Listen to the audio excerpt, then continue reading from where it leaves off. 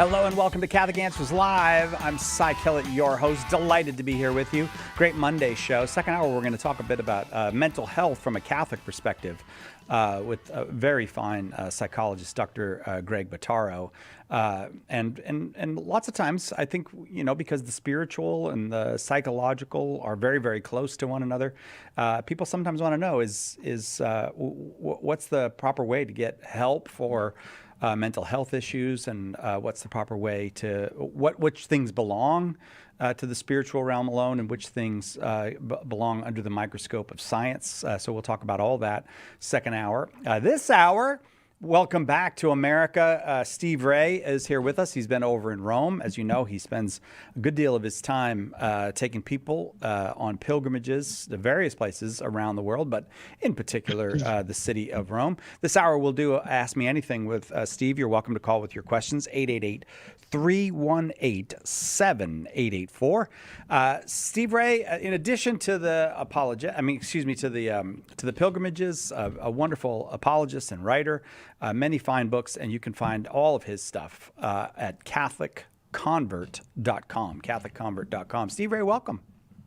Well, thank you. I can't answer questions on everything. Guys like Jimmy Akin can do that. But I mean, I'm not a canon lawyer, that kind of thing.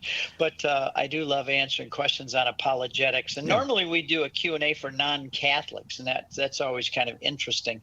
But how long have you been on the air now with Catholic Answers, Cy? 8.5 years.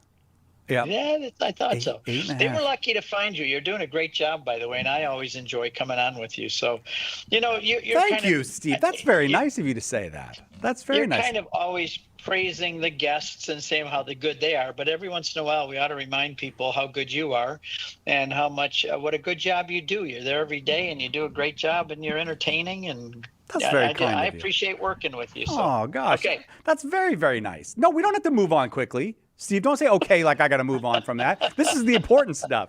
In your email today, you said you were kind of joking. I could come on and talk about jet lag, but I actually want your tips about jet lag, because you've been 20 days in Rome now. Then you get on a plane and you fly overnight, and here you are with us today. I don't think I could do that. I don't think I could do it. No, we just got home late last night, and I'm whipped. I really have to tell you, I'm really whipped. We're staying awake to do the show because we're wanting to head to bed right now. Yeah. It's after midnight Rome time for us, and we usually go to bed at 7 or 8 o'clock at night and get up early. So anyway, as far as jet lag goes, I don't think there's any solution to it. It's just, and as you get older, it gets harder. Yeah. I remember back when we started it. This is our 20th anniversary of leading pilgrimages, by the way. We're celebrating 20 years. And when we started this when we were younger, we'd be over it in 2 days. Now it takes 4 or 5 days before we start to feel like we're back to normal again. And that's going both ways. So our body clocks never know what time zone we're in. Right. We're only human. We can only take so much. So I got to ask you about this, though, and I will let people get on. You're welcome to call 888-318-7884. But when you've been in Rome for 20 days, you come back, people are going to ask you about Pope Leo. Did you get to see Pope Leo? Did you get to hear him? In fact, I got a picture for you right here. I think you can see that. Man, you're practically in the car with him. I know. I got my group, and see this guy here at the bottom. I get a kick out of that picture of him because he's watching to make sure I'm shooting with a camera and nothing else. Man, look at that face. Well, I guess the Pope has security. That's good. He's serious. Yeah. Well, we've done this so many times, Cy, that we know how to do this, and we got our group in before the line started. There's a lot of security, and it's a big hassle in St. Peter's now. This year, especially with the Jubilee year, it's a huge hassle. All the churches, the big churches, have all the security and things. But we got our group in there first, and they were in the literally the front row. So not only could they see the Pope up on the stage really well, but he drove right past us. Yeah. And this is the kind of pictures and videos that we got. I put them up on my blog, but we got really up close videos, and he drives. The way it works is they have sections with barricades with seats, and then there's like enough room in between for the Pope Mobile to go. Right. So he goes up the middle and then around the front, and there's all these little like alleyways between the seat sections. And what happens is everybody wants to get in the front, and they think as long as they're in the front seats, it's okay. But the idea is and this is what I tell my folks, you got to be on the edge of the barriers, either the back row or the side row or the front row. Because when he comes by, if you're sitting in the middle of this section, you're not going to be able to see him. He's going to be 20 feet away, 30 feet away. Get on the edges like this. But then what happens is when he comes by, everybody in the middle realizes they're not going to get a picture, so they start rushing towards the sides, and they try to crawl up on your shoulders and get pictures over your head. And so I told my groups, you've got to control them. Just keep we got you there early. You earned the right to have the front seat. Don't let people crawl all over you. By people, you mean nuns, right? You're talking about nuns. Oh yeah, boy, I'll tell you. I can It's tell crazy. you stories about nuns in Rome. Yeah, you got to fight the also- nuns if you want to see the Pope. But there's one little hint that I told people. If you find somebody with a baby, let them come in right next to you in the front. Yeah. Because a baby, I call it Pope bait. Pope bait. Look at you are an expert at this, Steve. And many times we have let a baby up there, and when the Pope comes by, he stops and talks to the family with the baby, and then our people are good right there in front of their face. So, but anyway, it was a great time, I'll have to say, Cy, because to hear the Pope speak English clear in Isn't the that past, weird? it is, and when we're there in the past, you've got a Polish Pope, an Italian, German, and then an Argentinian, but he's really Italian. And they would have somebody else read the English. Here we're sitting there listening to the Pope, and he's on a big Teletron TV, and he's talking to us in English, and it's like he's right out of Chicago or something. Yeah. Well, yeah. Speaking English the way it's supposed to be spoken. Chicago. Right. And it was so delightful. Now, there is a boring aspect to the general audience because you have to get there 2 hours early to get a seat, and then you wait. And then when it all goes, they come out in English, German, French, Spanish, Italian, Arabic, and a couple other languages. So you have to endure all of those other languages to get finally to English. But then at the end, it was really delightful. And I think it kind of breathes a whiff of hope to a lot of people who love the tradition, the kind of people that listen to Catholic Answers and come to my website. We're not rad trads, but we love the tradition of the church. We believe in the history and the tradition of the church. And so he says, now we're going to sing the Our Father in Latin. And he sang it himself onto the microphone. We all followed him. And then he gave us all a blessing. And he blessed us in the name of the Father, Son, and Holy Spirit. And he said, I want you to know that this blessing extends to you, all your religious items you brought, but also to all your families and children back home. Yeah. And everybody just went up roaring with that, Yes. And so it was a great time. We spent we started in Milan. And it's called the Saints and Shrines. We're going to do it again next year. And we start in Milan, and we see where Ambrose baptized Augustine. We go right to that font. It's 387, and we renew our baptismal vows there underneath the church, the Duomo. We go to the tomb in Pavia of Augustine. And we go all through Assisi and Siena and Florence and San Giovanni Rotondo with Padre Pio, Lanciano, face cloth of Christ, a Eucharistic miracle, Montepello, face cloth of Christ. When we got to Rome, finally, everybody was exhausted. But I said, you got 4 more days. I'm going to show you the highlights of Rome. And off we went. That's not great. And I think the highlight for everyone was to see this new Pope. It was only his second general audience, so it's kind of like they're the first ones to get to see him. And everybody, I think that when he came out, there was a breath of fresh air. You could just sense it in the crowd. They were enthusiastic about him being there, right, and felt like things are going to shift a little bit now. Maybe the confusion and some stuff going to get righted again. And there's a confidence that he has, and a dignity about him, and a friendliness. He does seem that way, yeah. He really does. And there was a whole attitude of joy and excitement, not just because there's a new pope, but who he is. And and I would use two words: I'm hopeful and I'm optimistic. Oh, I'm so happy to hear it. It's really, that's wonderful that so early in his, because you'll probably be going back for years, but you can say I was at the second time he came out and did an audience, you were there at it. That's just so beautiful. I can say this, Steve, he is definitely my favorite pope from Chicago. I wouldn't, there's not another one that I would put above him. It's still early in the pontificate. He might move up, but right now he's number one from Chicago.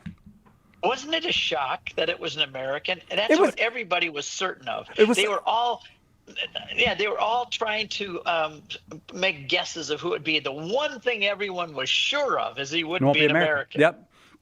And then he was an American that almost no Americans knew because there was like, wait, he's an American. Wait, who is it? What? I had never heard of that guy.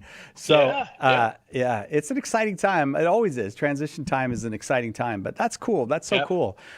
So if people want to look, Steve does pilgrimages all the time, but if you like the idea of doing this, Italy pilgrimage with them or any of the others, go to CatholicConvert.com and you can find it there, CatholicConvert.com. I'll tell you what, we'll get to the phones. We got to take a quick break. It's always nice when Steve Ray is here, and we'll be back with him and your calls right after this on Catholic Answers Live. Catholic Answers Live with Steve Ray. Today on Catholic Answers Live.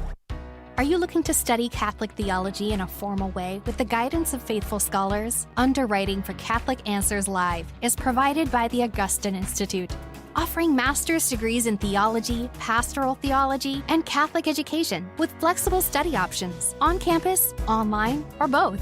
The Augustine Institute equips students to serve Christ and His Church in schools, parishes, dioceses, apostolates, and the home. Learn more today at augustine.edu. Underwriting for Catholic Answers Live is provided by Magnificat. Published monthly, Magnificat features texts of daily Mass, prayers, articles, meditations, art commentaries, and more, in step with the liturgical rhythm of the Church, on the web at magnificat.com.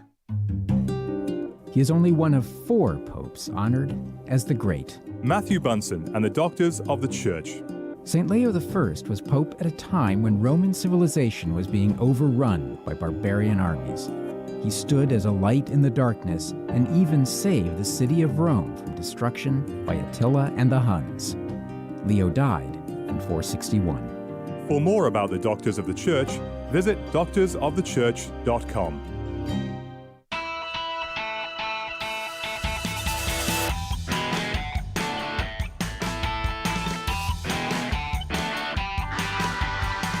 Welcome back to Catholic Answers Live. Steve Ray, our guest this hour. He's got jet lag, so if you want to trip him up, today's the day to try to do it. 888-318-7884. Just back from Italy, just back from seeing our new Pope, Pope Leo.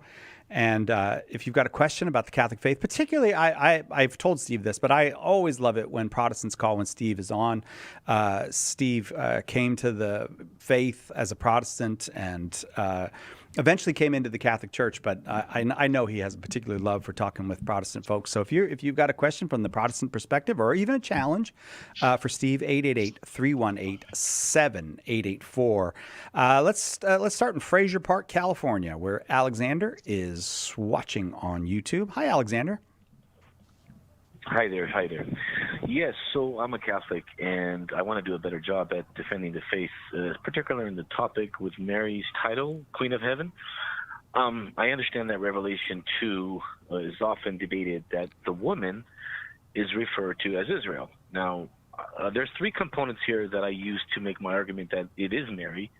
One of them is, of course, I don't like how they're not being consistent with their interpretation trend, meaning that they will say the child is Jesus, so they acknowledge that is. Oh, I'm sorry, we got Alexander, we got some kind of phone problem, and you went right out on us. Are you there with us now?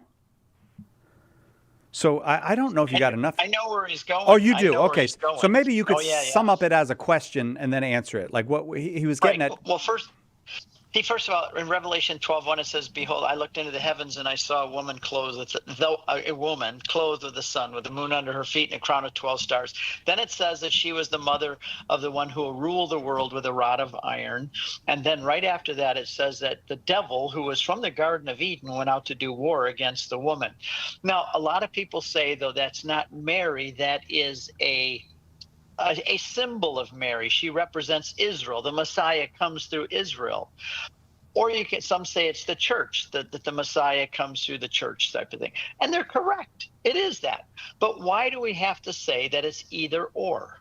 In John's writing, both in his gospel and in the book of Revelation, everything has multiple meanings. That's just the way it is. And so here's the way I say it. In the Garden of Eden, you have a real man, you have a real woman, and you have a real snake.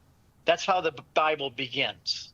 In the end of the Bible, in that chapter 12, at the end of time, you have a real man, which is Jesus. You can't say that he's symbolic and represents Israel or represents. So he's real. He's the real Messiah who rules the world with a rod of iron. And there's a real serpent. That's the devil. He's fighting right up until the end. And it even refers to him as the one that's from Eden, from the garden. So you've got in book of Revelation chapter 12, you've got a real man, which is Jesus, and a real snake, which is the devil. And you can't then say, well, but the woman is only symbolic. The Bible begins with a real man, a real woman, and a real snake, and the Bible ends with a real man, a real woman, and a real snake. So Mary can be viewed as a symbol or as a type of Israel from which the Messiah came, but it is also Mary. And I think it's interesting that John, who wrote the book of John, refers to her twice in his gospel as the woman. Jesus is at Cana, and he says to his mother, "Woman, what does that have to do with you and I?" The second time he mentions her is at the end of his earthly ministry, and he said, and there's a woman at the foot of the cross. Jesus says to his mother, "Woman, this is now your son." So the two times Mary bookends Jesus's ministry in the book of John, at the beginning of his ministry in Cana and at the end at the cross. And both times he calls her woman. Now, I believe John wrote the book of Revelation, and he also then refers to her as woman. I think it's a direct going back to his gospel of who they are, but it also goes all the way back to Genesis 3:15. "I will bring enmity between you and the woman, and between your seed and her seed." And you're right back in the garden again with a real man, a real woman, and a real snake. And now you're at the end of time with a real man, a real woman, and a real snake. And I don't see how you can get around saying that it's Mary as well as her being a symbol of Israel. Alexander, I hope that was helpful to you. I'm sorry that maybe you could hear us, but we couldn't hear you. But I do think that Steve was able to get enough to address the concern that you had. Call back sometime, and we'll try it again. The number here is 888-318-7884. Just one line open at the moment, and we've got time. So off to Louisiana we will go. Prentice is in Louisiana.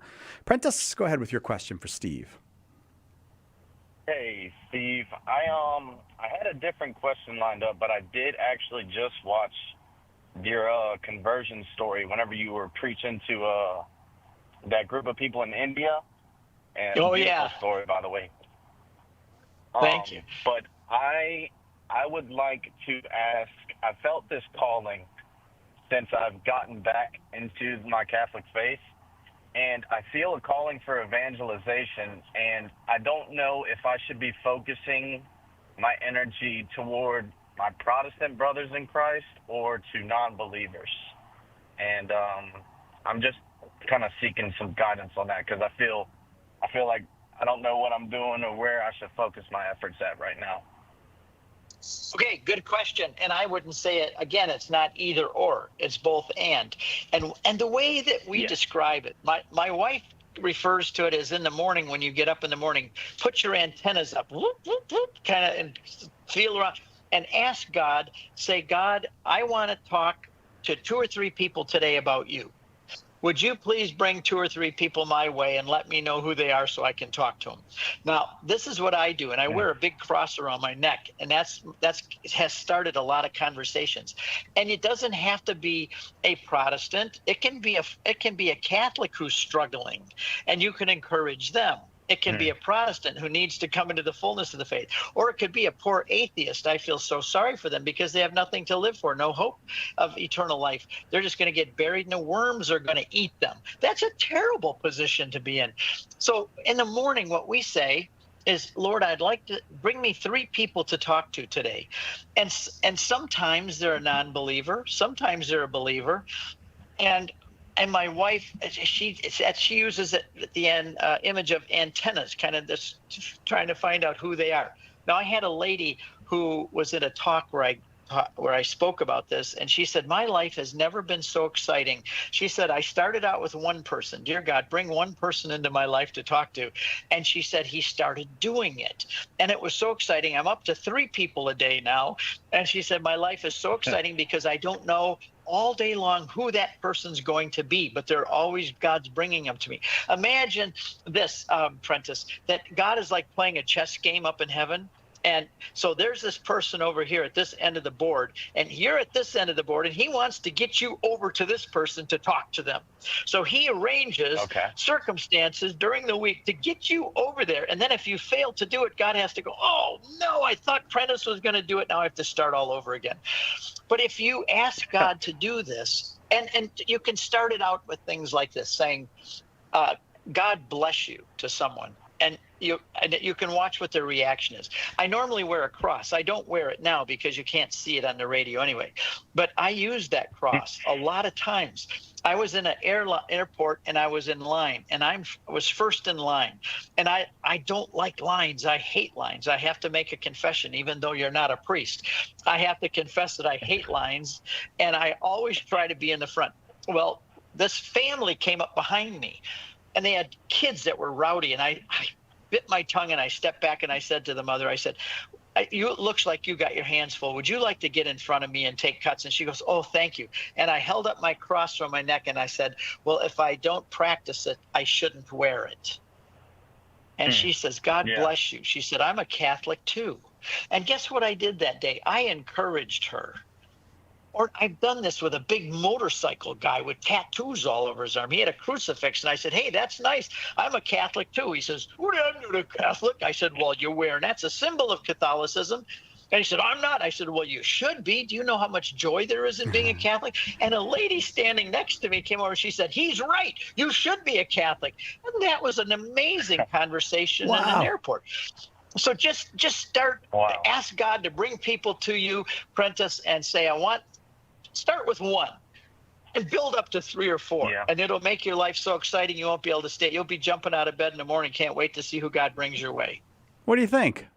Yeah, I love what you said. I think I just kind of been struggling and maybe a little bit discouraged because I did try and start like a little Bible study group with some of my friends. And one of my friends in particular, I'll just keep him unnamed, we had a discussion about salvation, and then he said that he just felt fear and anxiety and that he didn't want to continue the Bible study because it was probably something that was altered and different than what he's probably been hearing from his pastor at his church. And I think that kind of discouraged me. Just so you know, just so you'll know, Prentice, you're not going to have success every time. Even Jesus didn't. Look at how many people heard Jesus and walked away and yelled at him and left. And he had very little success in general. And most people do. So don't let a few negative experiences discourage you. Look at the positive ones that come along. And also, if somebody asks you a question and you don't know how to answer it, there's no shame in saying, you know what, that's a really good question. I don't know how to answer it, but let's get together next week and I'll look it up for you and I'll come back with an answer.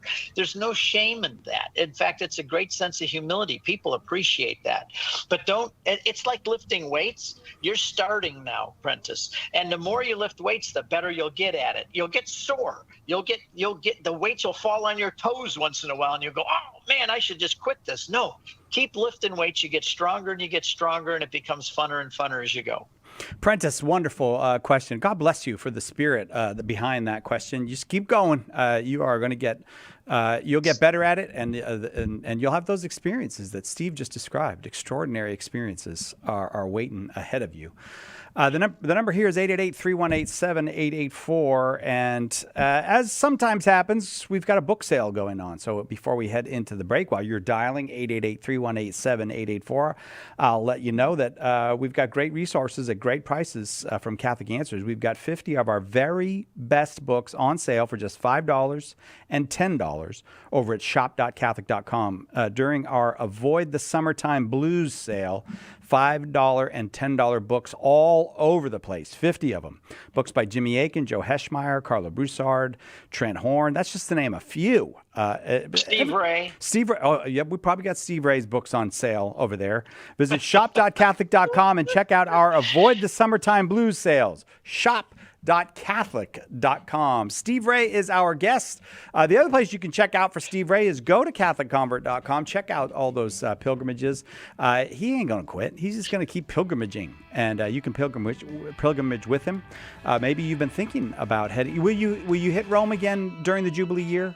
Will we? Not this year, but we're planning another trip just like this one next year. Next year, head over and see Pope Leo sit up front, because that's where Steve gets here, right up in the front row at those papal audiences. Right back with more Steve Ray on Catholic Answers Live, 888-318-7884.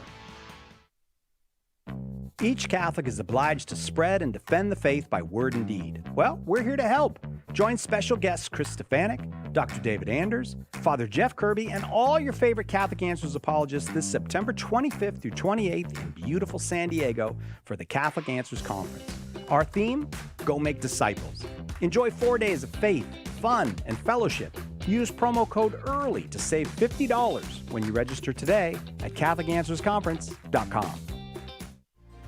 Lots of people have big questions about Catholicism. It needs a big book of answers, and now it's got one. The Big Book of Catholic Answers is filled with helpful replies to more than 250 questions about the faith. Questions about God, salvation history, the Creed, the Bible, the list goes on and on. Order your copy of the Big Book of Catholic Answers today at shop.catholic.com or ask for it at a good Catholic bookstore near you.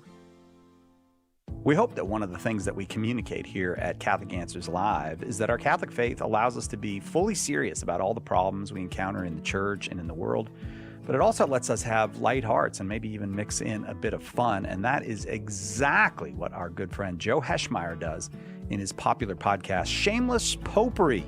You should check it out at shamelessjoe.com. Joe's got a deep grasp of the faith, morals, the teachings of the church, all that, but he's also got a witty conversational style. He entertains and he informs, but you will leave equipped to better answer the most common challenges, misconceptions, and questions about the Catholic faith.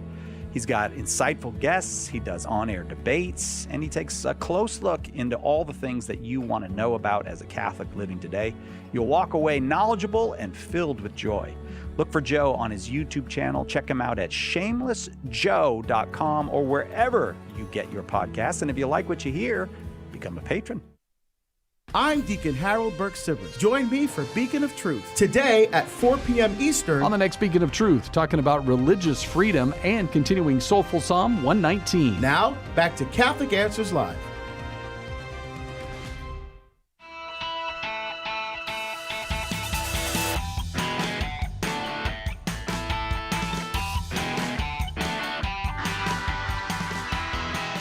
Welcome back to Catholic Answers Live. Steve Ray is our guest. His books are available at shop.catholic.com, of course, because we try to have all the good Catholic books there.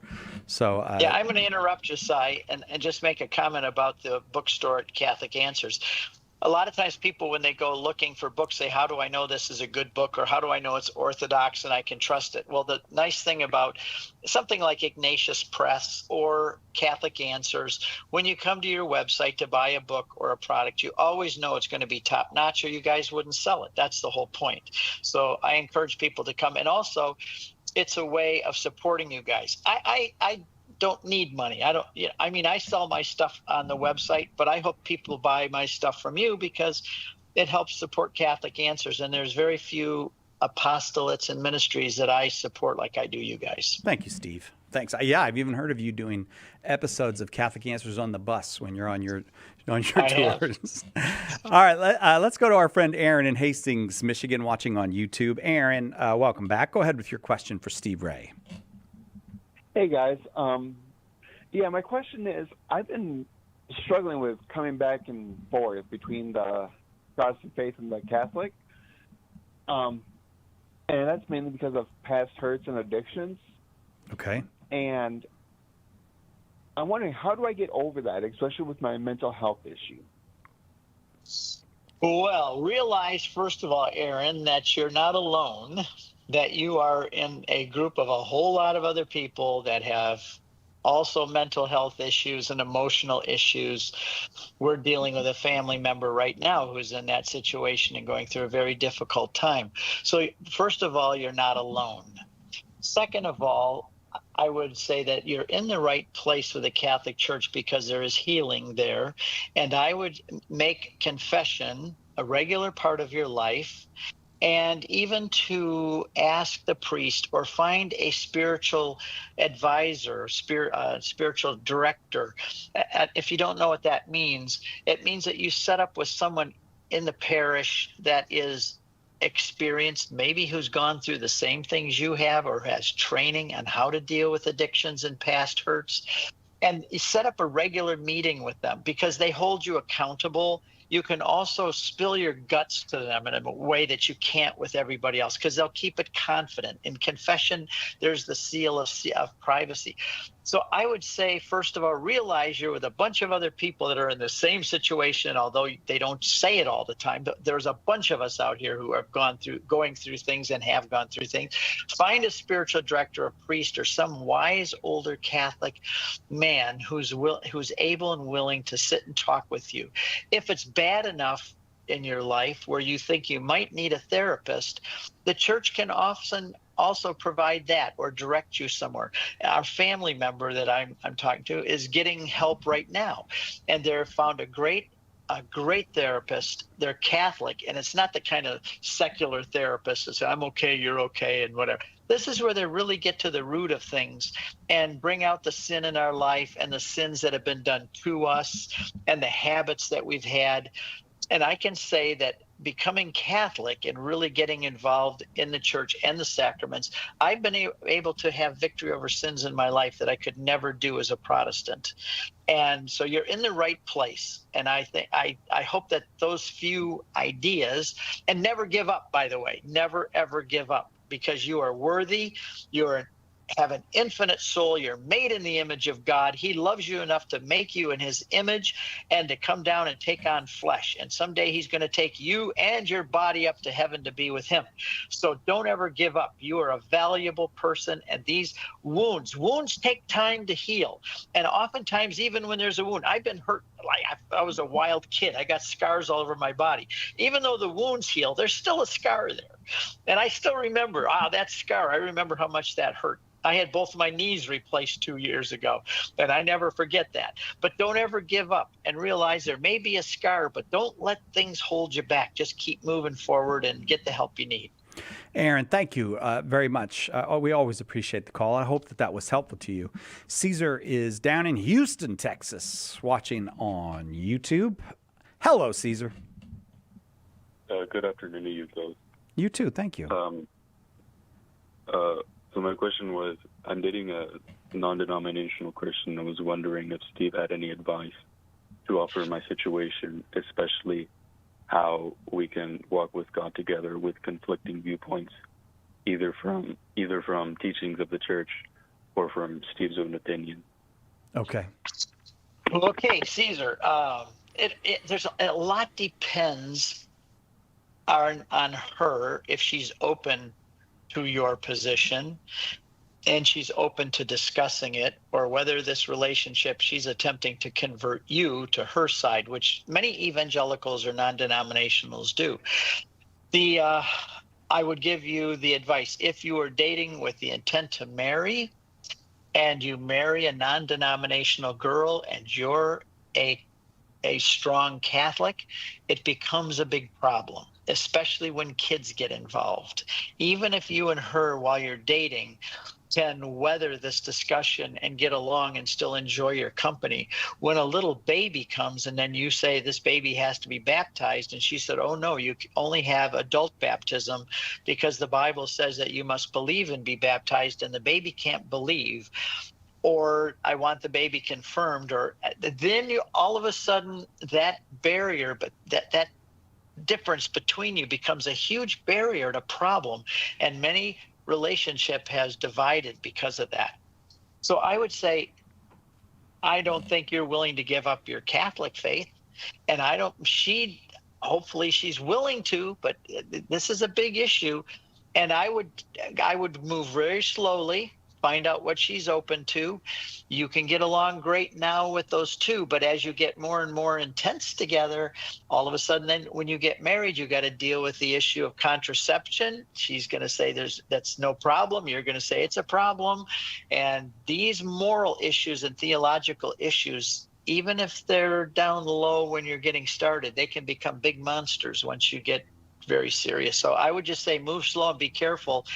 And and I hate to say it, but the Catholic Church is the fullness of the truth, and I would be working to help her understand it.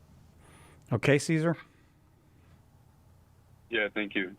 God bless you, I brother. wish, Caesar, I could say, hey, just go out and marry the girl. It doesn't matter. But I'm trying to be honest with you because I've been with people and seen too many problems. So I'm trying to be honest with you because I love you. Caesar, thank you. Thanks very much for the call. We're heading to Washington now. Thomas, listening on Twitter. Thomas, thank you very much for your call. Go ahead with your question. Yeah, thank you. Sure. I was calling because I was wondering why we need to take our hats off when we pray or during Mass.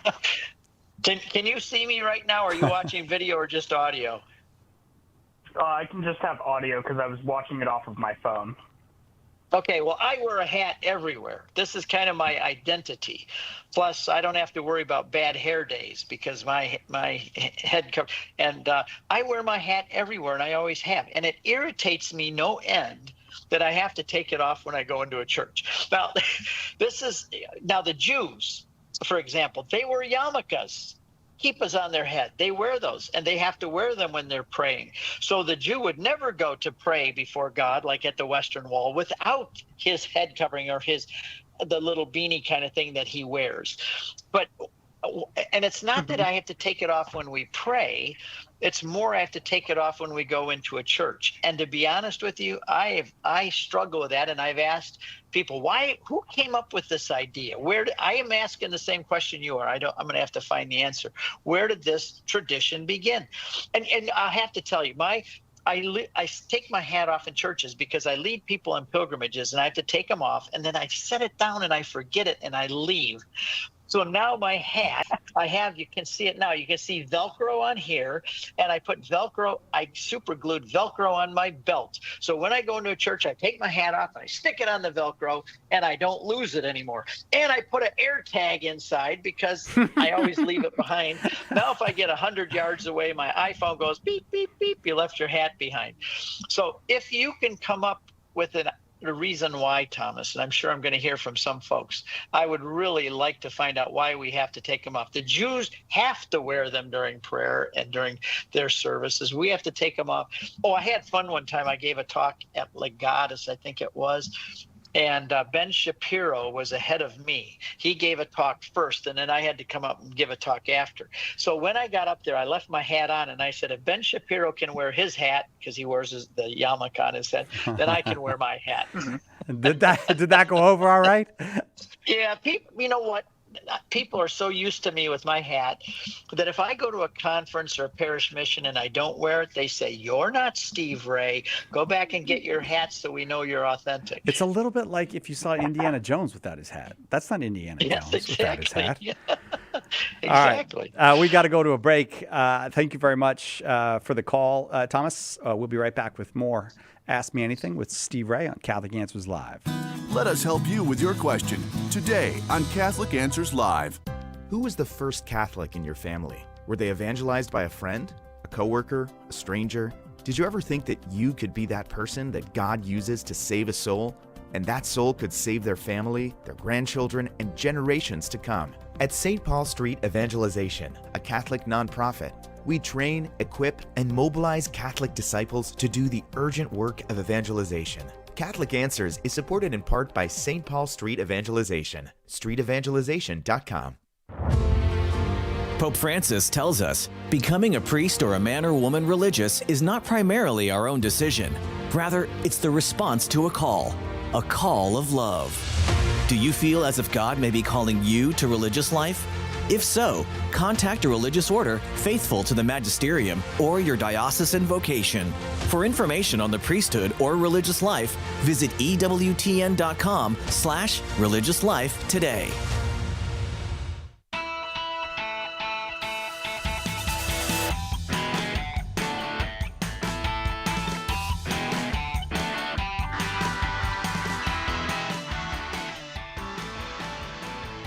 Welcome back to Catholic Answers Live. Steve Ray is our guest, and it's awful nice of him to be our guest. I would not be able to do what he is doing. He has just traveled back from Rome, where he was visiting with Pope Leo. I don't know that Pope Leo knew that you were visiting with him, but you were there visiting with him. I waved to him. Oh, yeah, so he had to see you with the hat on there. Yeah.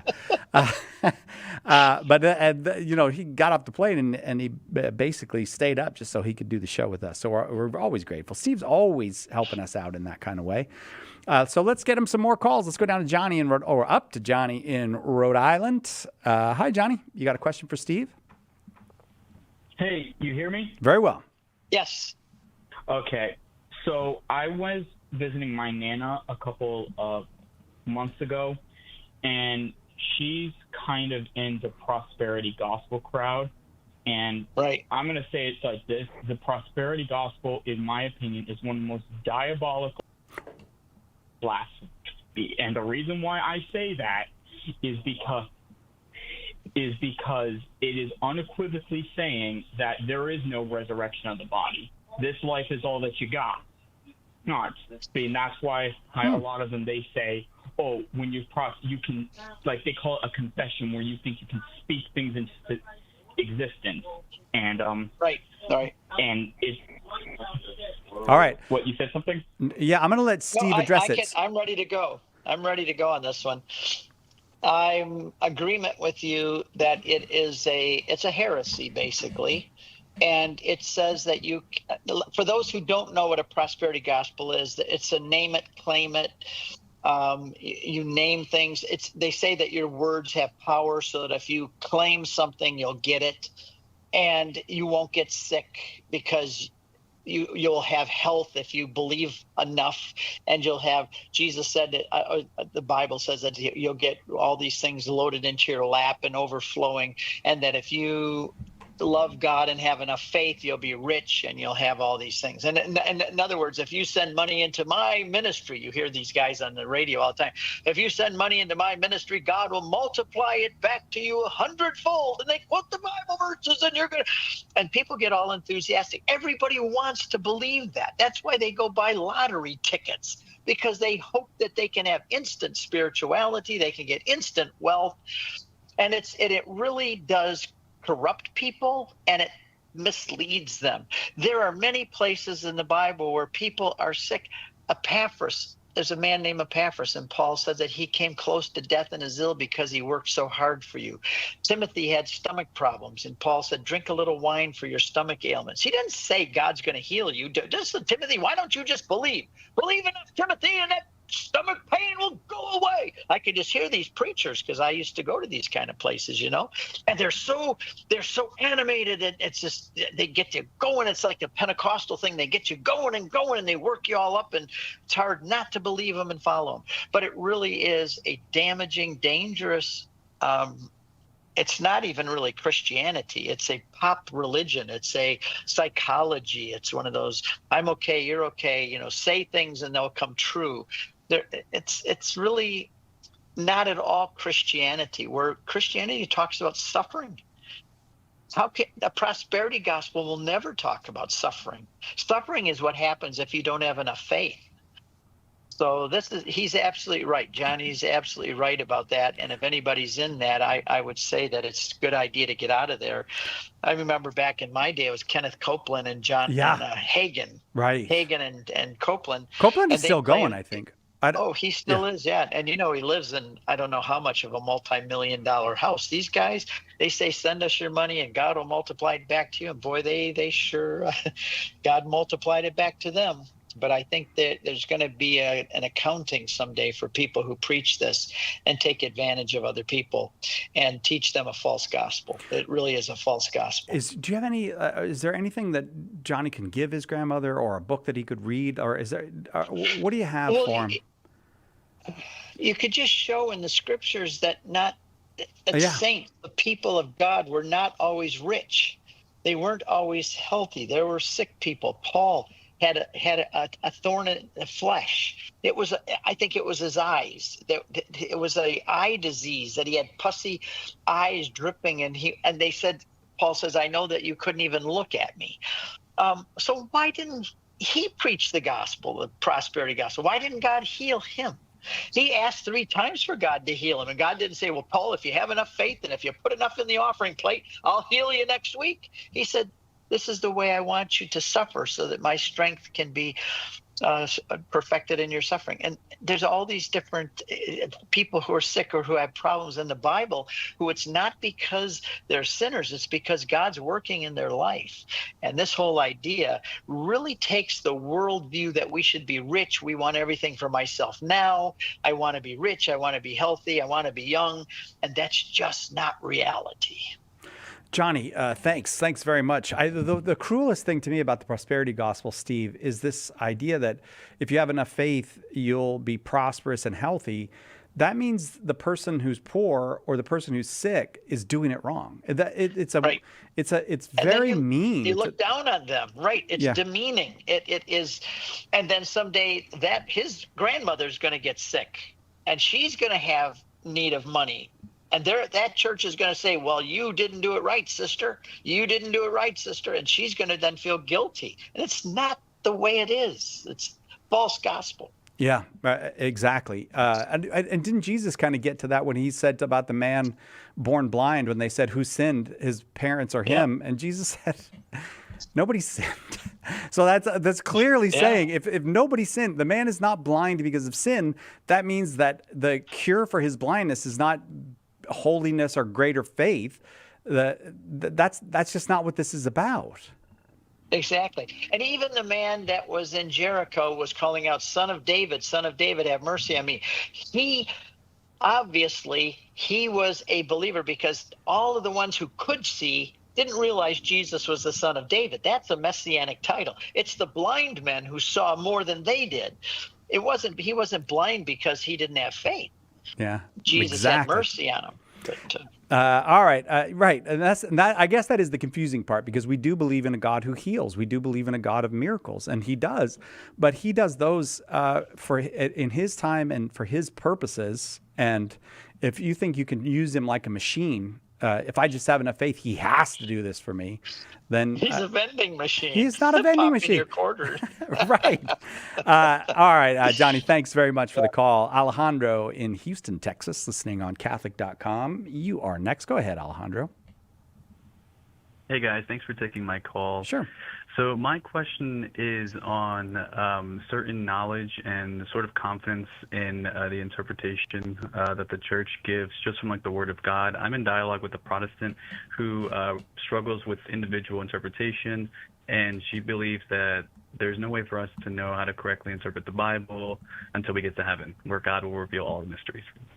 So good question. How should I approach the situation? Well, first of all, Protestant means protest, and they are in protest against the church and the idea that there is an institution on the earth that can and has been assigned the project or the job of interpreting Scripture. First of all, when you look at Protestantism, there are, as Martin Luther said this, there are as many theologies as there are heads.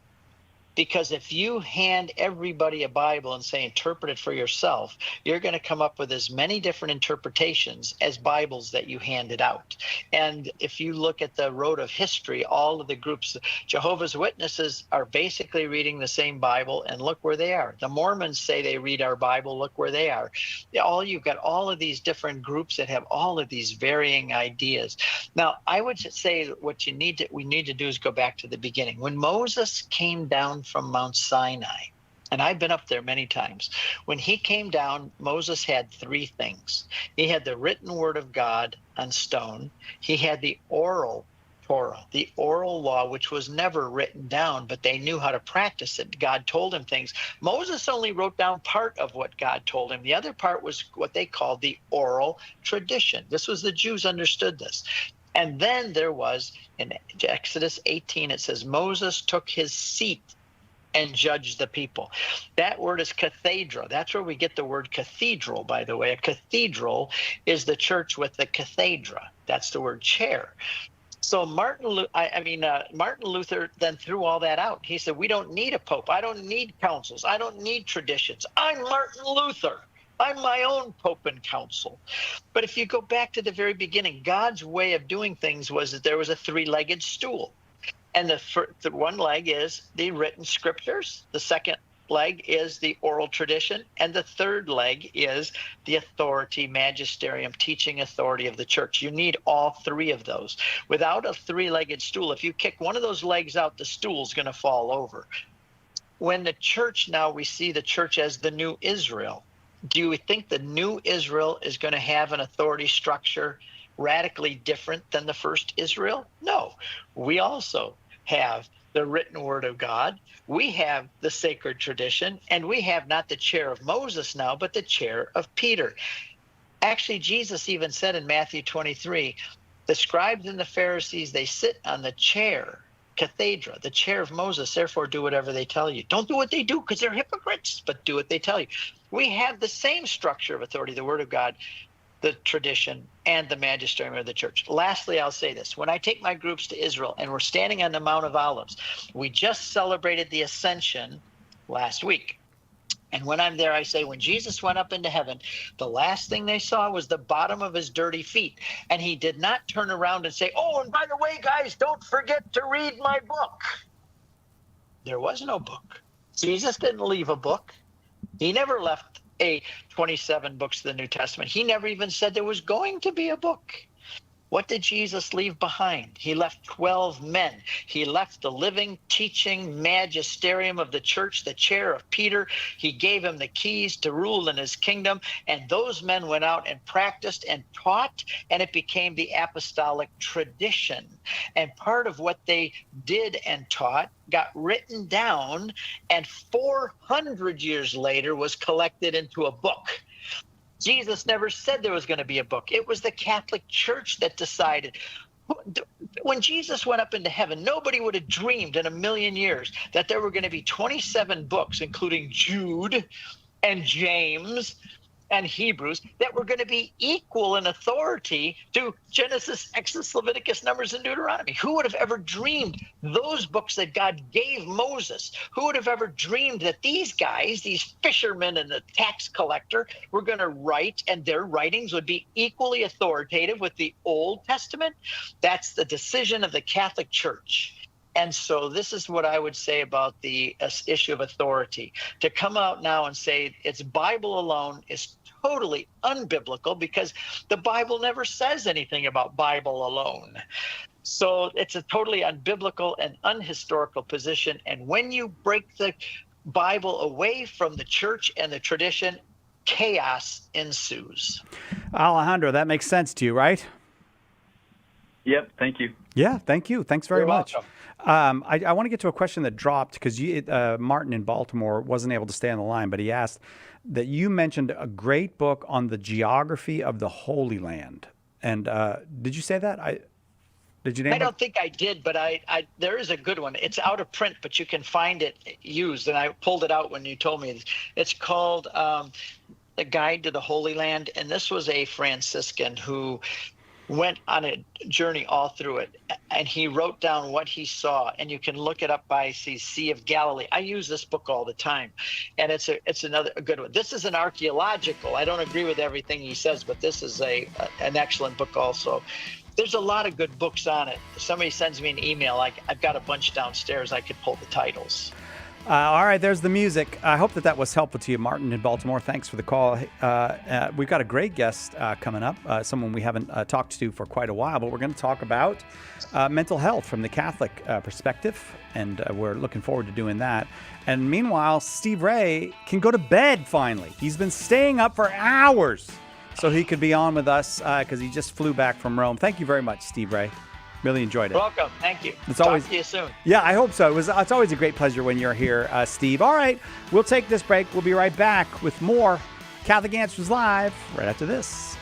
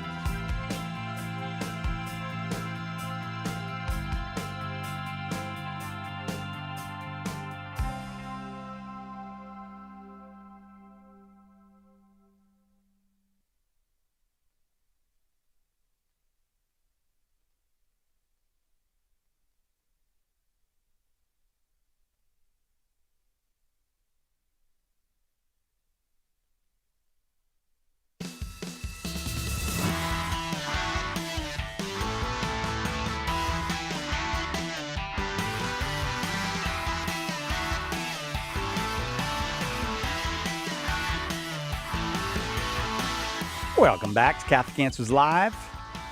I am Cy Kellett, your host, and as promised, Dr. Greg Bottaro is here with us. He's a Catholic psychologist. He's the founder of the Catholic Psych Institute and the creator of the Catholic Psych model of applied personalism, and we'll talk about that a bit with him.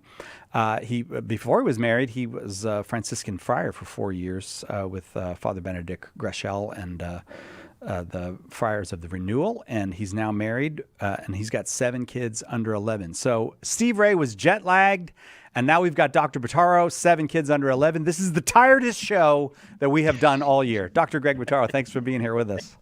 Thanks so much. I'll try to stay awake, but I think you'll keep me awake here. It's all tired people today. We've got nothing but tired guests today. Fortunately, I slept well last night, and my kids are grown, so I'll bring the energy. But let me Nice. let me just ask you a little bit about the Catholic Psych Institute first, and then we'll talk a little bit about. I said in the introduction to the show, and I will say it again now, that I think a lot of Catholics are conflicted about mental health professionals, about medications for mental illness, because psychology and spirituality are so close. They're right next to each other, and sometimes probably overlapping. So, people are not sure which is the thing for the priest, which is the thing for the psychologist, which is the thing for the hospital, which is the thing for confession. Or do I just need to have more faith? So I want to talk about all that with you, but maybe you could just start with what the Catholic Psych Institute is. Yeah, well, that's a great insight, and it's a really great question to lead off on because they are so close and they do overlap. And it's really we're talking about the person. And we treat the person, and the mental health field is aiming to treat the person. That's the sort of object of treatment, so to speak. And when the problem is, there's not a really good definition, an articulation of what a person is, and this becomes really difficult for a lot of the secular field, sort of taking shots in the dark at what is the object of this practice and what is this field. So I think a lot of the hesitation, the difficulty, the challenge comes from the fact that there are actually a lot of misdirected approaches, and some skepticism and some caution is warranted. What we aim to do is bring a model based on faith and reason to the field of psychology. And we're trying to say, okay, of course, we're open to the sciences. We need science. We want to see what science has to tell us. But that cannot be the foundation of our understanding of what a person is. And if we come at it with the lens of faith, which is revealed truth, and reason, which is sort of understandable truth, then we can get very far with building a sense of what the person is. And then using that model, we can then say, okay, well, what does the science tell us in addition? How much more does the science help us explore and explain and color in the details about what it is to be human? And so that's our project. Catholic Psych Institute marries faith, reason, and science to give us a standard of mental health based on a true vision of the human person. That's a big project. Yeah. You're aware of that. Like this is an important project because there is a kind of I don't know, reductionism in a good deal. In medicine in general, we see the tendency to reduce everything to chemical analysis or imaging or that kind of thing, where even the doctor becomes a kind of just technician rather than a healer, so to speak. So it's a big project to try to make this about the person again. Yeah, exactly. And in the physical sciences, it's a little bit easier to stick to the physical and the observable. I would say that's still not going to give the full answer, but at least if you're a heart surgeon, if you're a cardiologist, you need to know, what's going on in the heart. What is, what's a healthy heart look like? What are the healthy chemical levels, the blood pH?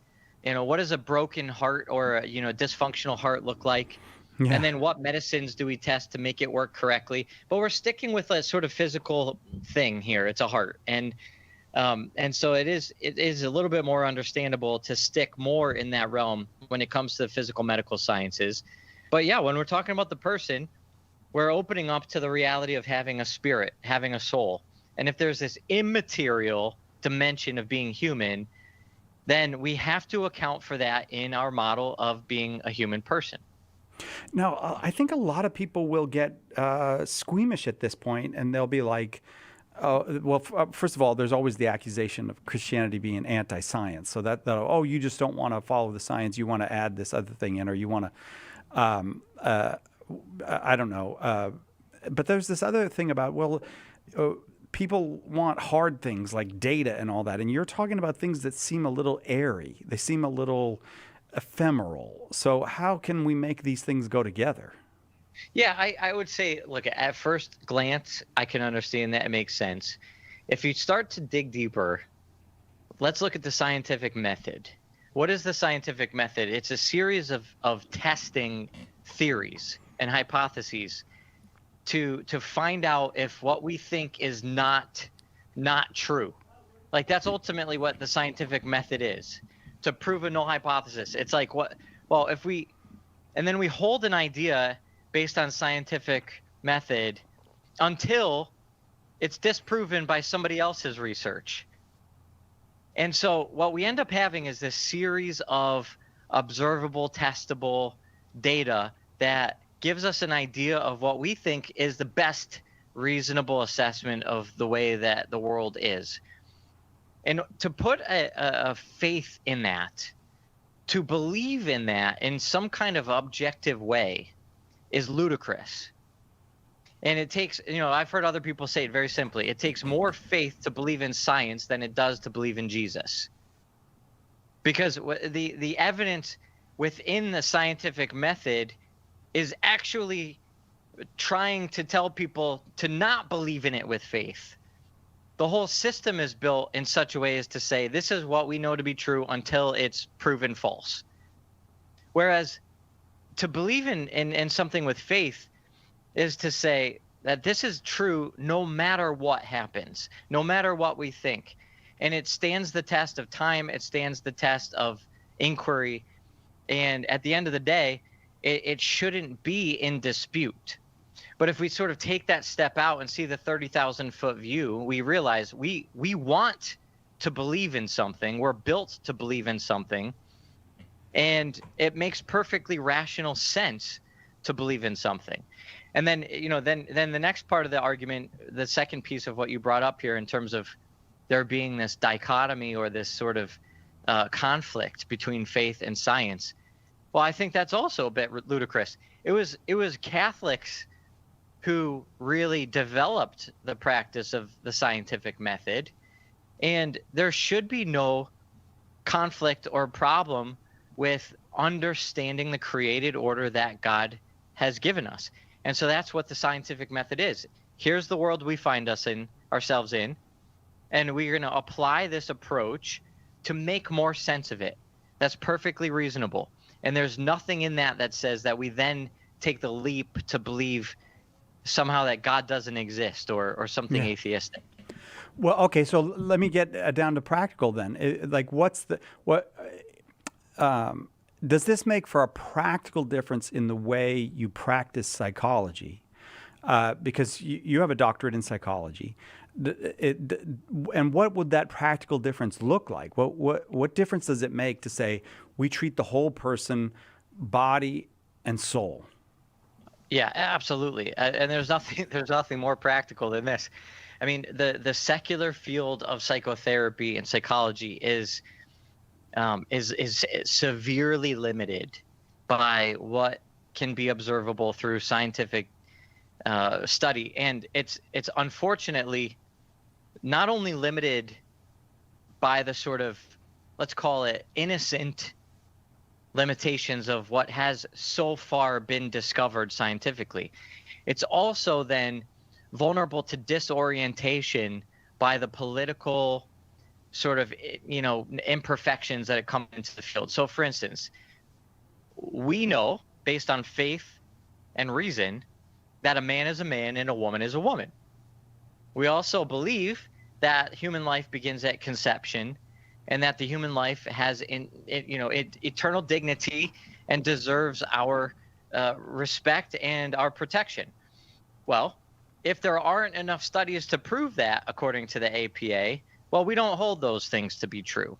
And so, the APA, the American Psychological Association, has issued continual task force reports and findings saying that we are obliged, as if you're a member of the APA and you're following APA ethics codes, to follow gender affirming quote unquote care in allowing and supporting the testing of hormone therapy on children, surgeries on children, things like that. I mean, it doesn't get more basic or practical than that.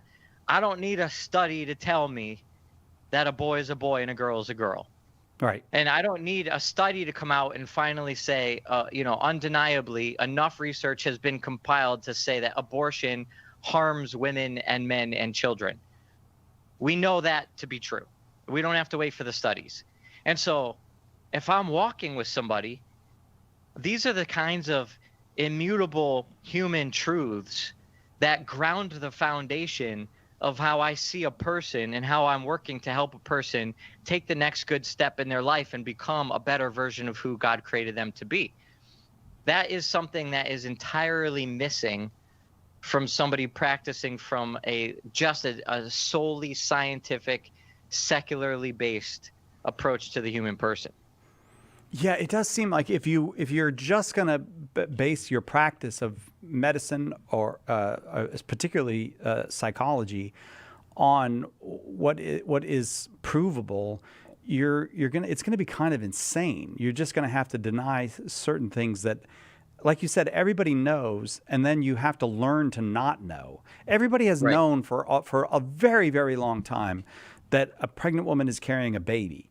You have to work really hard to educate people in such a way that they no longer know that. And that they have to miseducate them to do that. Yeah, absolutely. And I want to make this point too. I really do want to step in and say this to not get sort of pulled in the other direction too far. I would say that proper scientific inquiry will never come up with an outcome or a conclusion that's contrary to what we believe by faith and reason. So if it's appropriate scientific inquiry or authentic, sort of unbiased scientific approach, of course, the data from science will ultimately coincide with the data of what we believe to be true through faith and reason.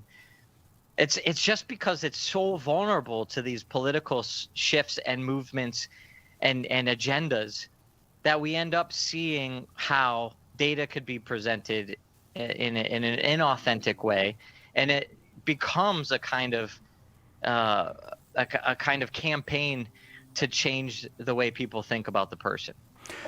We're talking about mental health and Christian faith with a person who has made that his life study, and not just his life study, but his life's practice, helping those who are in need without excluding the faith from the practice of psychology. Dr. Greg Bottaro is our guest. Your calls are welcome. 888-318-7884, 888-318-7884. There's only one Catholic Answers Live. Are you a coffee drinker? If so, you can now enjoy a coffee roasted to perfection by the Carmelite monks of Wyoming. Delicious Mystic Monk coffee is roasted and prepared by monks in a hidden cloistered monastery and is available in over 25 varieties. All Mystic Monk coffees are works of perfection and labors of love. For more information on how to purchase Mystic Monk coffee, visit mysticmonkcoffee.com. That's mysticmonkcoffee.com.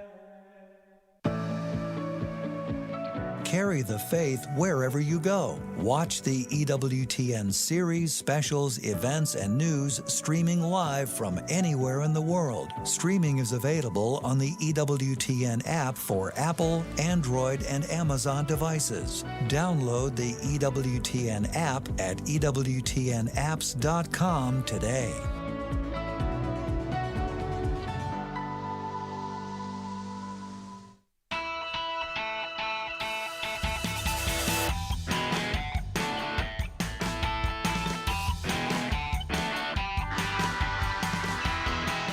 Welcome back to Catholic Answers Live. Our guest is Dr. Greg Bottaro. He's a psychologist, a Catholic, and the founder of Catholic Psych Institute.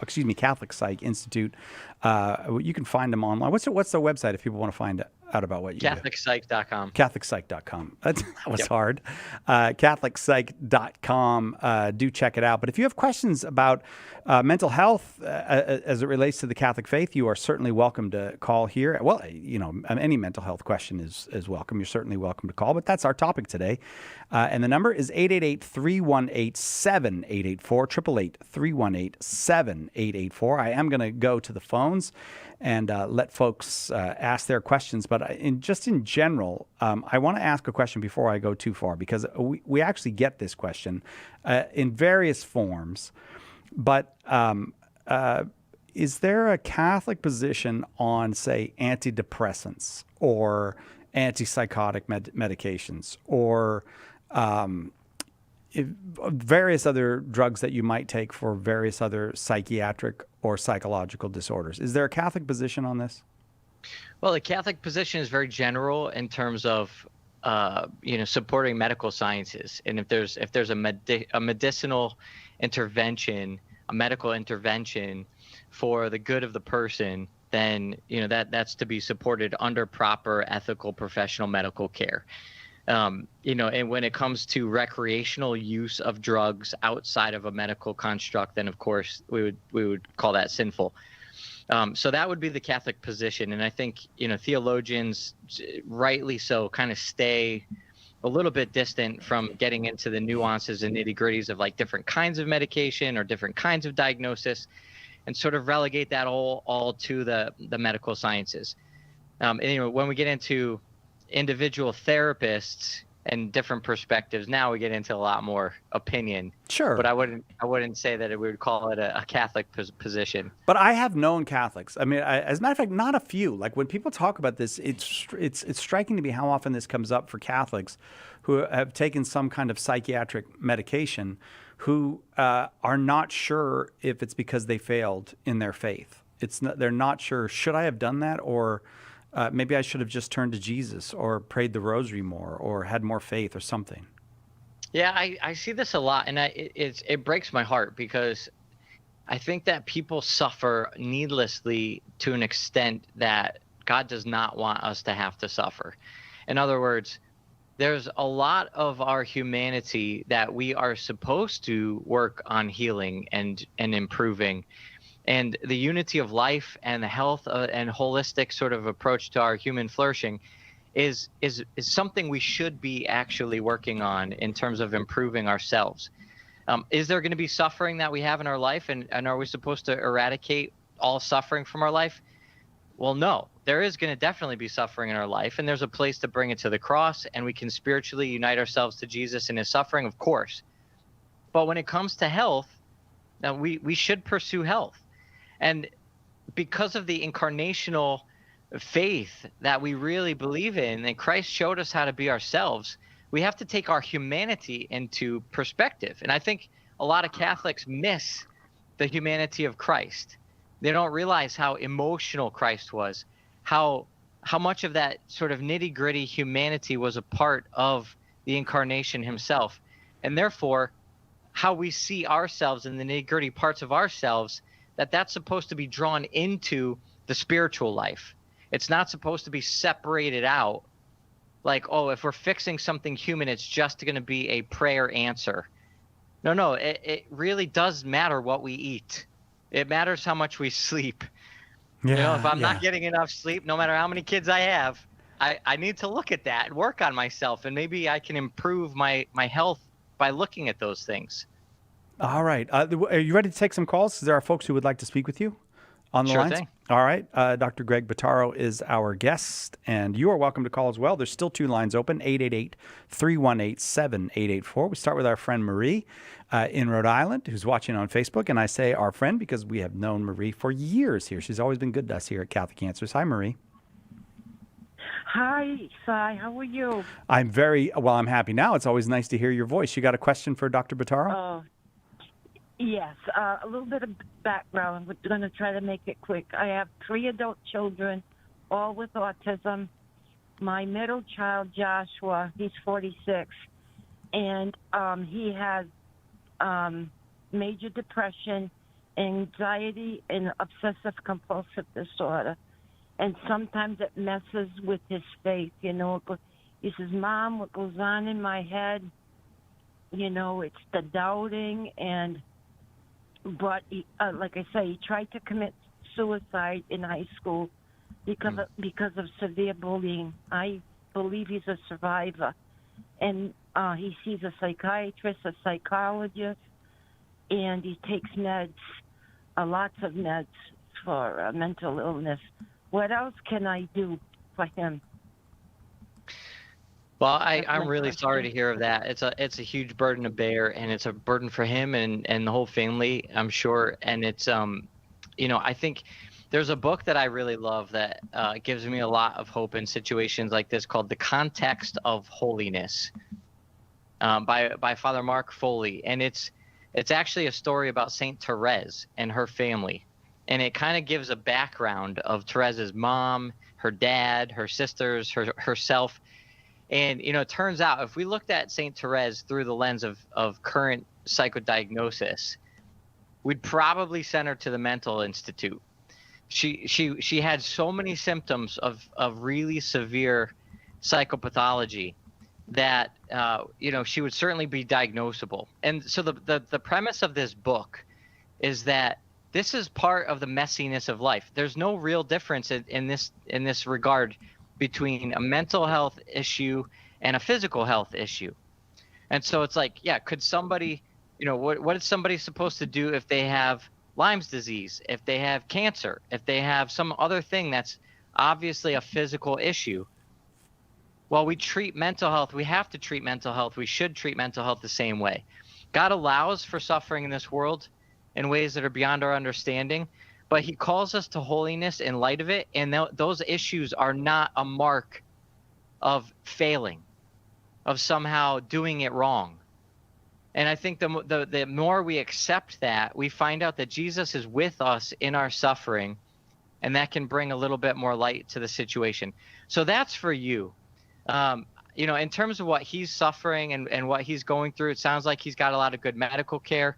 And, you know, I don't know, without knowing the details of anything in specific and him not being my actual patient, I couldn't possibly venture a comment about anything he could be doing differently. But I assume calling in in the show and asking the question, probably thinking more about it on that higher level.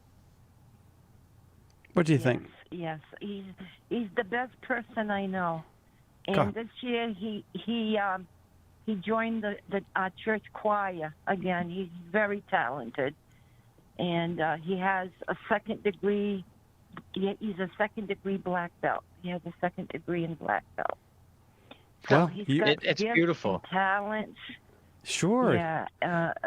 But it's been a long haul for him, for the family, but for him especially. I have a daughter too. She's got the same. A little different autism on the spectrum, and she's got depression and anxiety. But she's such a kind person, and I think they get it from their mama. When she comes in, you know, they're wonderful kids. Could you say the name of the book one more time? Because the book that you recommended at the beginning, Dr. Bottaro. The Context of Holiness. The Context of Holiness. Okay. Marie, it's always good to talk with you. Thank you very much. I hope that was helpful for you. Marie, we've known Marie for years, but she only gives us a call like, I don't know, every 4 or 5 years we hear from her. So it's always nice when she does call. Thank you. That's great. Let's go to Mary in Iowa. Mary, thank you for your call. Go ahead with your question for Dr. Greg Bottaro. Hi. Thank you for taking my call. Sure. My family has experienced multiple suicides. I myself have been treated for depression, cyclothymia. The community I live in is a small community, 8,000 to 10,000 people. There's typically 3 suicides a year. Oof. I just wonder, what is it going to take for the medical field to address this epidemic? Because currently what we're doing isn't helping. I know medication is a factor for some people.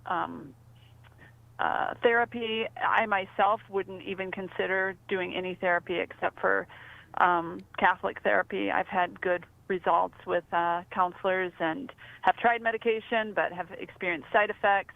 So I'm more into the therapy and learning techniques and tools to help me deal with my depression. But I appreciate your work and whatever insight you can offer. I'll tell you what, hang on through the break because the music started to play. We got to take this break, but we'll come back with the question about improving our treatment of suicide and this epidemic, as you said, of suicide with Dr. Greg Bottaro right after this on Catholic Answers Live.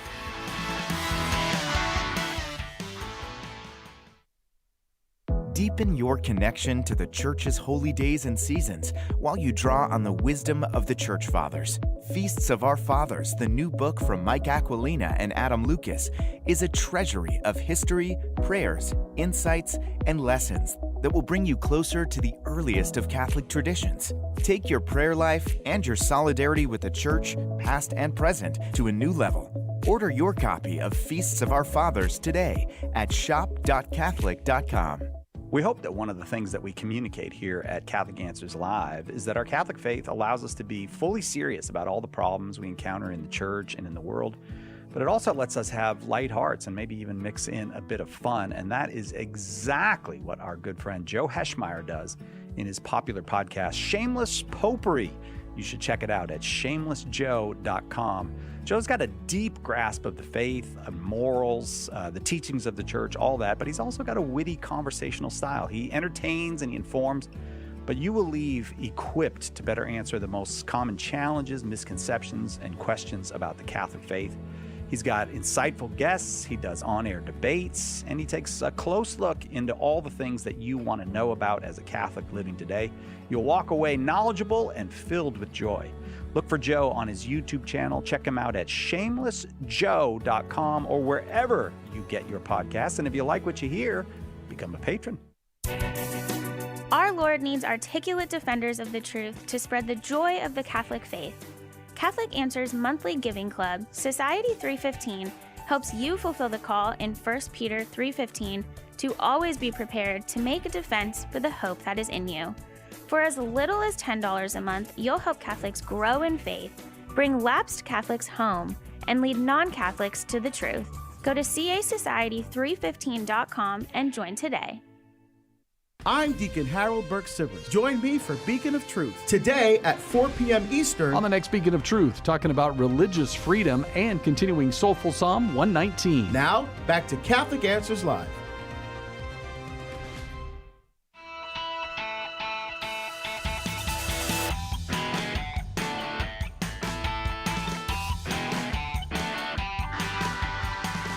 Welcome back to Catholic Answers Live. Mary in Iowa is still on the phone hanging on from the break, but she asked before we went to the break about improving treatment for and prevention of suicide. And Dr. Greg Bottaro is our guest, Catholic psychotherapist. Tell us about that. What do we need to do to be... Well, first of all, what's the problem if there's more suicide? Why are we having that? And then what do we need to do to change that? Yeah, this is a huge, huge, huge problem. And the biggest picture of this is that, the world does not have an understanding of what it means to be human. So all of the interventions, all of the money, all of the research, all the efforts are going into solving a problem that nobody's even clearly defined. We see the symptoms are the problem, but we don't know what a person needs to be healthy, because we don't know what a person is. And so if we don't have that standard in mind, it doesn't matter how many billions of dollars are pumped into the system. It's like going to solve the wrong problems. Yep. And so, the best thing I can tell you is definitely support Catholic therapists. I mean, practically speaking, having people support our work, looking for us in particular, is really helpful.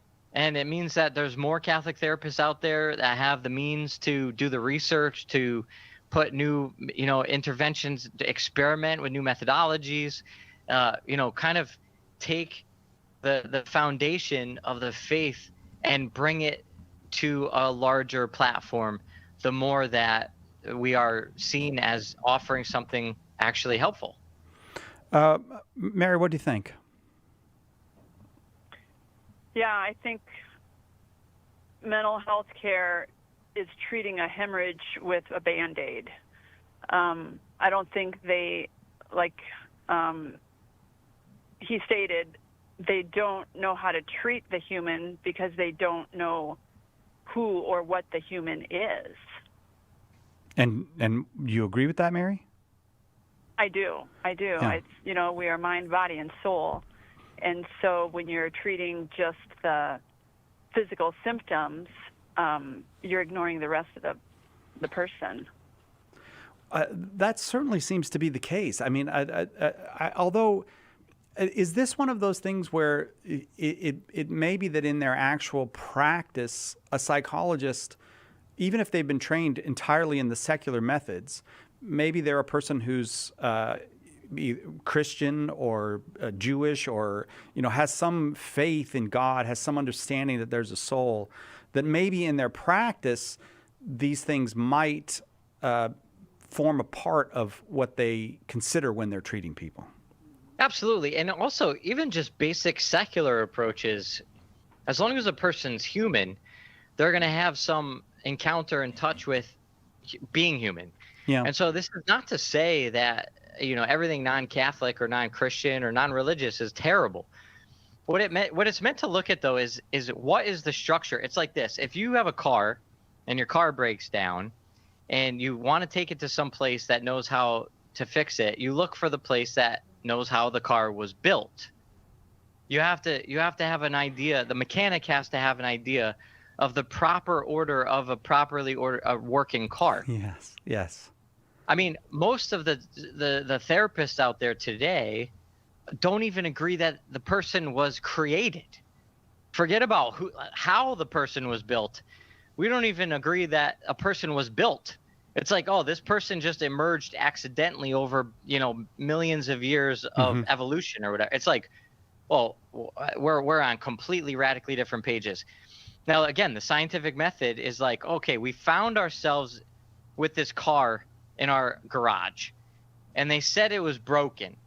Well, they say it's broken, so that's what defines pathology. Okay, that's the diagnosis. Based on subjective opinion, they don't like how they're working. Well, let's throw things at this thing and see if it makes it any better. What if we pour orange juice in the gas tank? Let's run a study. Did the car run better or not? No? Okay. Well, what about when we use this thing instead? After 100 years of that, might you come up with some observations that are valuable about the person? Sure. I'm sure you figured out some stuff along the way that is helpful and useful. That's worlds apart from actually having the mechanical manual from the car manufacturer that says, here's how I built the car, here's the way it's supposed to work, and if this is happening, that means it's broken. When we have that manual, then we can actually do a lot of good for a lot of people. And do you think that manual is given to us in the revelation that Christ gave us about the human person? Absolutely. The Gaudium et Spes 22, Christ reveals man to himself and makes his divine calling clear.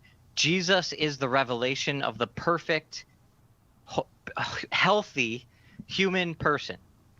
And everything else that comes in our faith out of the revelation of Christ is the sort of fleshing out of the manual, the blueprint of the human person. And that's what we can take as our lead and the foundation of what it means to be human. Mary, I'm very grateful for your call. Very helpful to the conversation, and we don't solve the problem here today. But the more we talk about it, the more hope there is. There does seem to be just this massive dysfunction in our whole society, Dr. Bottaro, as far as what is a human being and what constitutes happiness in a human being. And I think sometimes, like young people, they actually. They're given this idea that comfort and pleasure are, and maybe a certain kind of letting go of trauma or something. I'm not exactly sure how they talk about it these days, but these are the keys to happiness. But that getting yourself in a place where you're comfortable, where other people aren't upsetting you and all that, and also maximizing your pleasure. That this is what's going to make you happy, and I want to let you answer. I know I'm talking too much, but one place I see when I say maximizing pleasure, I don't mean just sexual pleasure. I mean like you actually get articles in major American magazines that say, don't invest in or don't spend your money on goods. Spend your money on experiences. You should go on cruises. You should take tours. And you think the person who's writing this article knows nothing about what actually makes a human being happy. Yeah, exactly. It's true. And, it's interesting because, what I see as a real breakdown of our postmodern society, we've sort of detached entirely from a fabric of tradition. And so we have the young kids today, the generations today, and actually within this newer generation, in the last 2 generations, I've seen this complete survey of all the philosophical movements in history. And so, like, you're talking about hedonism, and sure, like there's a certain level of hedonism that you can find that in pockets, but there's also this emergence of stoicism. Yeah. And you have these these stoic ideas that are also really popular, and you get certain podcasters that are all about the stoic ideals, and then you get people now all of a sudden like communism, all these communist ideals. Certain pockets of people are attaching to these communist ideals. We have new waves of misogyny and different ideas of feminism coming at it from one angle, and then radical feminism, and then misogyny and these old patriarchal systems. And it's like we're living in this hurricane of bad ideology. ideas. I'm sorry, but they're all bad ideas. Yeah, a hurricane of dumb ideas. Like, really, you think being a stoic is going to bring you happiness? Come on. It's crazy, but what we've seen is a complete untethering from anything traditional. So it's no longer massive epochal movements of cultural society ideology. It's like pockets of I don't even know now, what is it, TikTok or Instagram channels or Facebook groups, and you just have like all these groups of people all at the same time with all these competing ideas, and ultimately the underlying fabric is just relativism. So yeah. Do what makes you do what feels good. Do what feels good for you. If you want to be a stoic, great. Yeah. If you want to be a hedonist, even though that's completely opposite, then great. You could do that too. Whatever floats your boat. Just boys, don't follow idiots like Andrew Tate. Come on. Like, I don't want to tell you what to think, but don't think that. All right, whatever else you do, don't think that. But we want to tell people what to think. That's actually. I guess so. Reclaim that. Okay, so let me ask you this before we go to the break. Then, what does make a human being happy? Oh man. Well, before I go to the break, you have 60 seconds. What makes a human? To grow in virtue, I mean, to put it really simply, to die to self, to become united in Christ, to grow in virtue, to grow in personal human excellence, is to submit oneself to these higher ideals of the objective, true, good, and beautiful, and to allow one's own subjectivity to be formed and transformed to become more in line with the objective, true, good, and beautiful. Oh my gosh, you did it in less than 60 seconds. We'll take a break. Right back with Greg Bottaro. It's all about the truth. Catholic Answers Live. Underwriting for Catholic Answers Live is provided by Real Estate for Life. Real Estate for Life connects home buyers and sellers to real estate agents while supporting pro-life organizations. On the web at realestateforlife.org. Mother Angelica had a simple goal when she began EWTN: to reach the world with a gospel message. Today, EWTN offers an online learning series, its own YouTube channel, the daily mass and devotionals, and audio and video on demand. We've never wavered from our mandate to proclaim the truth and majesty of the Catholic faith. Thank you for joining EWTN in this mission. The Catechism defines evangelization as the proclamation of Christ and His gospel by word and the testimony of life. But what does that look like in real life? It looks like St. Paul street evangelists out in the public square sharing the good news. We're a Catholic nonprofit that starts conversations by handing out free sacramentals. Then we employ our method of listen, befriend, proclaim, and invite. Catholic Answers is supported in part by St. Paul Street Evangelization. Visit streetevangelization.com to learn more.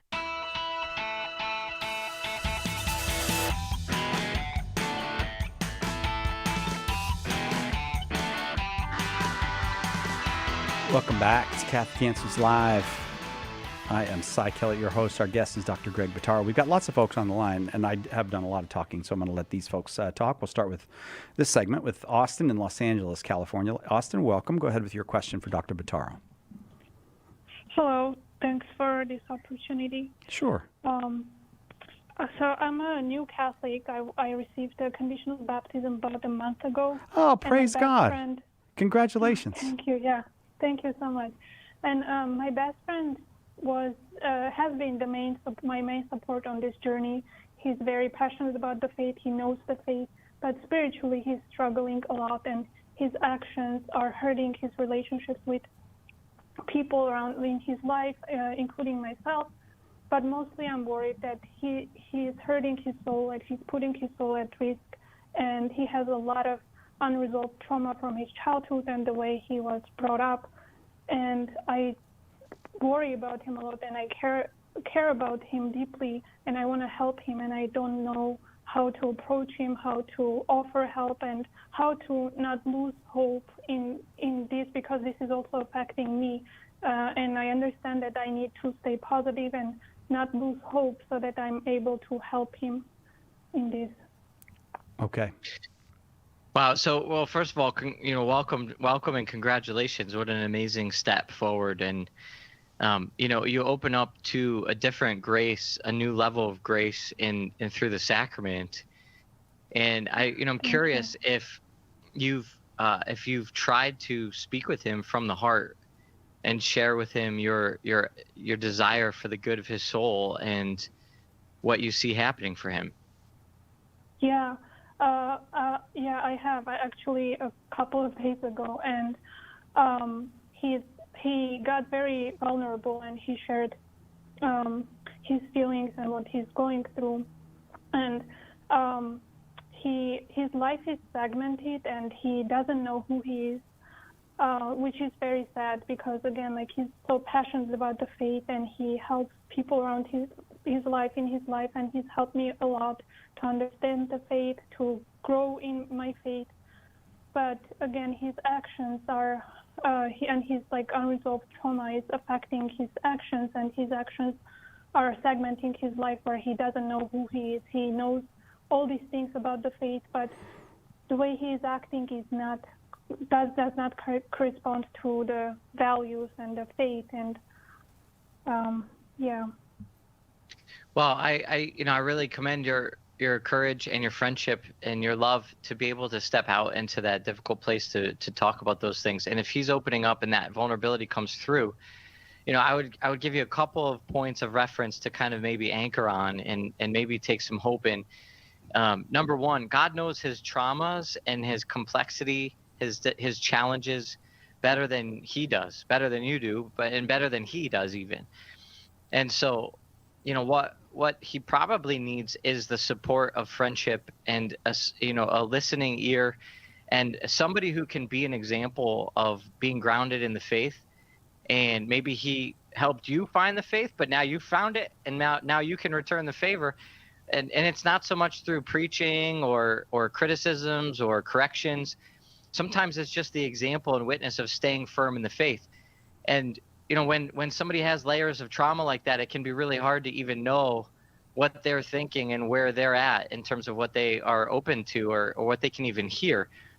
But the experience of relationship cuts through all the mess, and just being with somebody can be very profound and instrumental in somebody's healing and growth. So I would say stay on the path, have hope. Don't worry so much about his soul as you are just considering the hope that you have in Christ and being an open channel of God's mercy for him. Thank you. Okay. All right. Austin, thank you. Thanks very much. On we go. As I said, we've got folks on the line who I have not allowed to get through, so I'm going to limit my talking, and we'll go now to Luke in Clovis, California, watching on YouTube. Welcome, Luke. Go ahead with your question for Dr. Buttar. Hello. Hi. Hello. Good afternoon. And my question is, how does one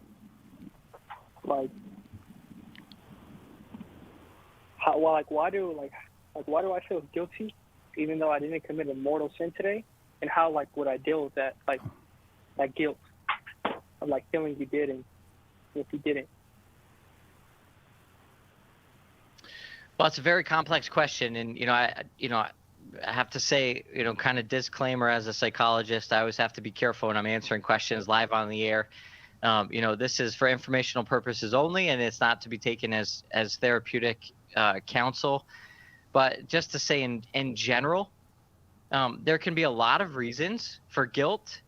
And guilt is kind of a temperature gauge inside, like a thermostat. And there's a couple of things that are involved. One is to properly form the conscience so that we know intellectually what is objectively good and true and beautiful or not. And so we have to have formal moral education. But besides that, guilt can oftentimes get confused with shame. And we can feel ashamed of certain things or shameful about certain things. And so this can sometimes go beyond moral action. It's not so much about what you've done or not done, but it could be about who you feel you are. And so there can be an underlying sense of not necessarily I did something wrong, but I am something wrong. And a lot of times there's a deeper level of healing, of vulnerability, of sort of walking with somebody who can help you kind of uncover where some of that might be coming from. And so it might not even be a question of having committed a sin.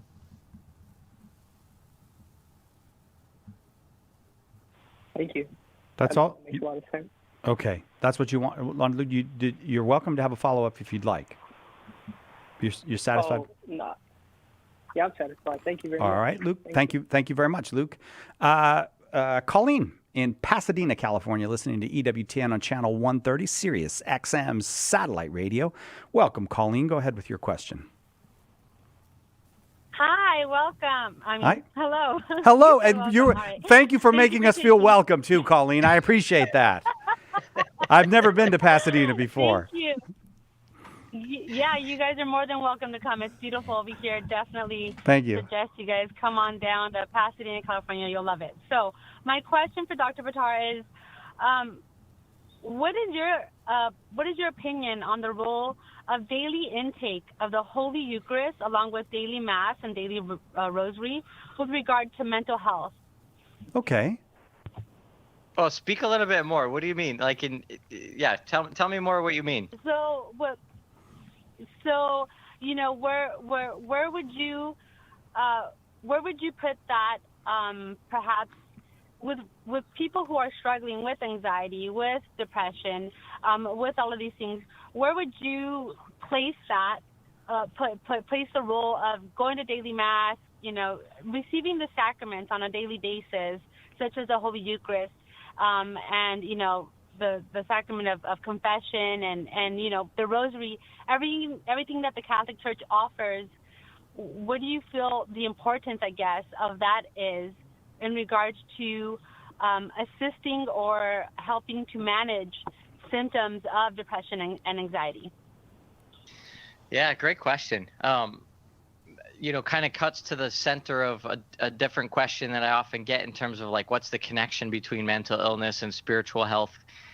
And so using the Eucharist as kind of a litmus or sort of a compass to show us exactly where the spiritual comes in is really a great question. And I think, again, little disclaimer, unless there's some there might be severe anxiety or scrupulosity.